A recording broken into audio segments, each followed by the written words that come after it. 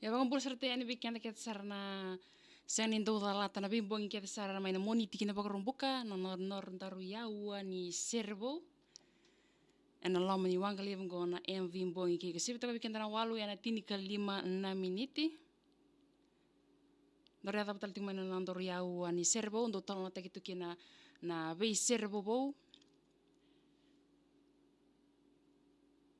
Ena vei sien ket sarna bang binaka levo vei Paradise Beverages. Ena buku ni vei toko ni binaka Tribe New Look ina ken. Pakambul sertian bikin ni ket sarna siama tak mai ena bong binan sini kuat cia koroi boleh binaka buno taka boleh binaka ndo orto siama sarting minggo mai visi sei mai bunda.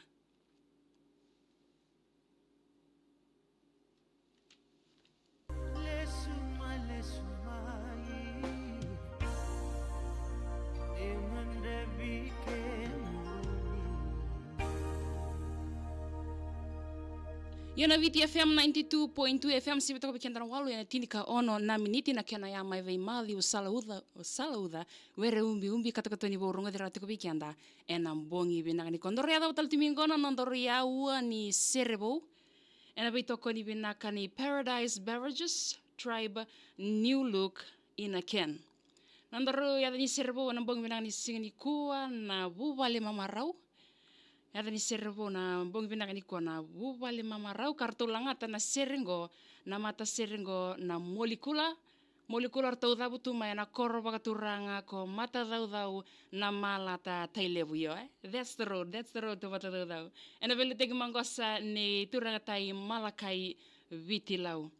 na serengo na ken rau seren dona biwatini dona turanga ni votua nailanga maimba era ni turanga go o Williame ndali tuidama kena dona ngone lewa ni nadama ki koro mailo maiviti o natasia nditukana roa sota na ruango maina hotela na Sofitel Resort ena mbaki ronondolu tinika ono rosa mani vivose kisara samani budini sarna non ro bubale na vindendre keder sotava se na vosa e tau e warai bagandua se senga bagandua ni yabalata na non rau bevosaki. E ada nangona rosa mani waka o sarna bewa tiningo sa tolu sara nalu venrau o siteri o Ellen Vate K Manasa. Rosa tanamba ki ronondolu tinka wana na bewa tiningo enemba kingo ronondolu rosa ngabulka lima ena bula sawat ena bula ebereli rosa mani vodikina na biwatiningo kambuli na serengo mi baka numitunga ni sota ya ni sama baka botukana merau sama baka mau nanda ni servo na bubale mamarau artulangata na servo ngo nelaw ngo na molikula kartu dabutu mai na koro baka turanga ko mata dau na malata teile yana nanda talo no ni servo ena bongi binaka ni singni kuana baka binaka levu by Paradise Beverages Tribe New Look ina ken ena buku ni vito ko ni binaka ena bongi binaka ni singni kua nasarwale bikem ni kesar na siama tiko mai ena Facebook live ni VTFM wakata langa kina na YouTube channel TikTok ni VTFM nasarwale na siama tiko mai ena bongi binaka ni singni kua iyo wane seni moli siama sartiko mai nasel live fam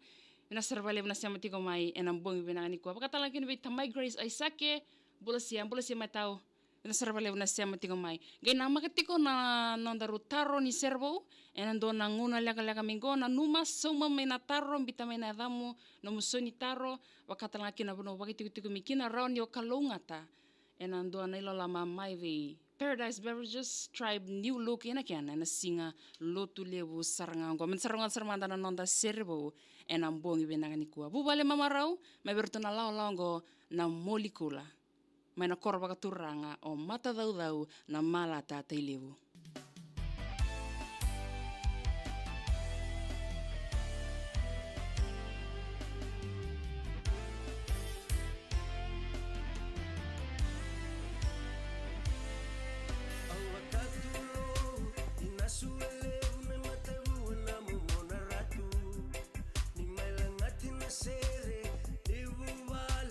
Samu vini ongo,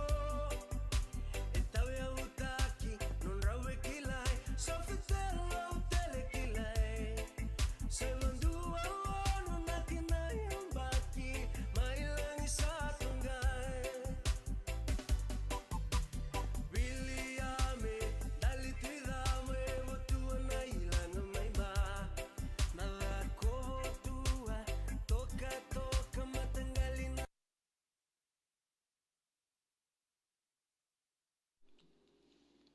Annie Ross,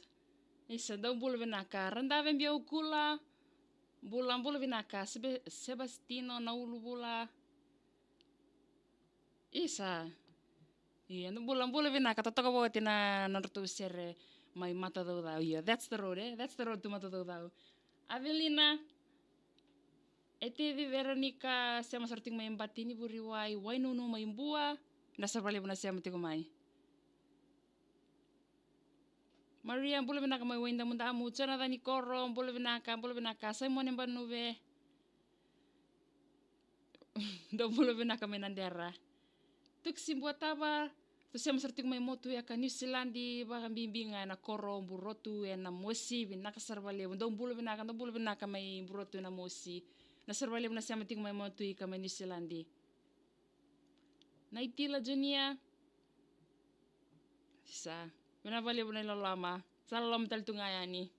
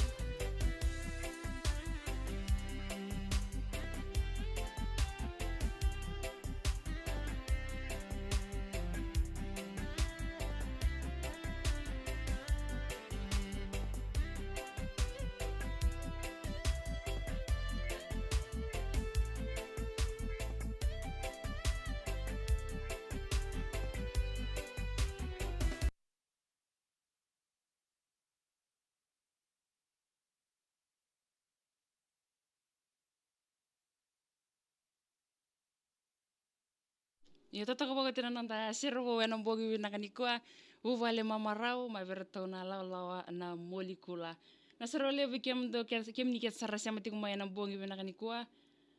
Pani bula vinaka loji, bula vinaka ser katarabo tai kedbir na ngoni ni nuku ni tambua. Na serole na sya mati kumai. Koroi na imbuka, mai nanggara bagarau baya kabisa. Salam serti ani bana kemuni bagaya kabi. Loji mbabo raunge nak serbali mana siama tiko mangi nama ketiko mana taro ni serbo enen dona ngone lega ngona numa somo mina taro moro ni kalunga takina endoni lolama my way paradise beverages bakata nga kina ngai nama katal tiko mana singa ni mataka nondoro yawa ni serbo ana talanga takitali kina en dua tale na serbo na bitoko ni binaka ni paradise beverage